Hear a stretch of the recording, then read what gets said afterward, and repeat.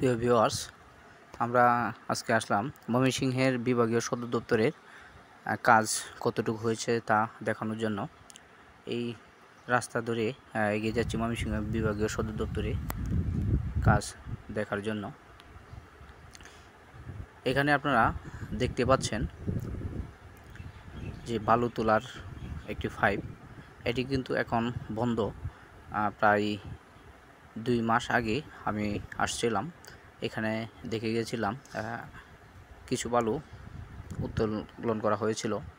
এখন কিন্তু এই মেশিনটি সম্পূর্ণ বন্ধ, কাজও কিন্তু সম্পূর্ণ বন্ধ। বিভাগীয় সদর দপ্তরের যে কাজ তা কিন্তু সম্পূর্ণ বন্ধ রয়েছে।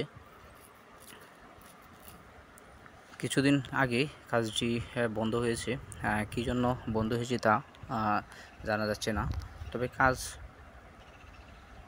বিভিন্ন সমস্যার কারণে অনেকেই জানিয়েছেন যে কাজ বন্ধ রয়েছে। যে এইখানে যে সকল জমি একোয়ার ছিল সকলে কিন্তু টাকা সম্পূর্ণ হাতে পেয়েছেন। তাও কেন কাজ বন্ধ তা সঠিকভাবে বলা যাচ্ছে না। অনেকেই মনে করছেন যে সরকার পলায়নের পর যতটুকু কাজ করেছে, এখন তাদের যে বাজেট না থাকার কারণে কাজটি বন্ধ রয়েছে। আসলে এই কাজটি সম্পন্ন হতে ধারণা করা যাচ্ছে যে হয়তোবা 10 বছর সময় লেগে যেতে পারে যে সম্পূর্ণ কাজ শেষ করতে, কারণ খুব ধীরগতিতে কাজ এগোচ্ছে। সম্পূর্ণ একসাথে কাজ কিন্তু হচ্ছে না, টানা কাজ হয় না। বন্ধ থেকে আপনারা দেখতে পাচ্ছেন এখানে লোক ছিল, এখানে কিন্তু তারা এখন কেউই নেই।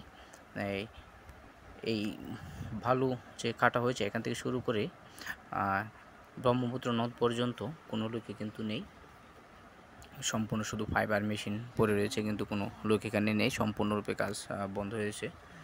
এই যে দেখতে পাচ্ছেন এখানেও কিন্তু 2 পাশেই বালু দিয়ে ভরাট করা হবে। এখানে একটা সুইচ গেট আছে, এই সুইচ গেটের সামনেও কিন্তু এখানে কালভার্ট নির্মাণ করে তারপরে 2 পাশে বালু ফেলার কথা, তাও কিন্তু এখনও বন্ধ রয়েছে সম্পূর্ণরূপে। আবার যখন কাজ শুরু হয় আমি আপনাদেরকে কাজের আপডেট জানাবো। যারা আমার ভিডিওটি নিয়মিত দেখেন সকলকে ধন্যবাদ।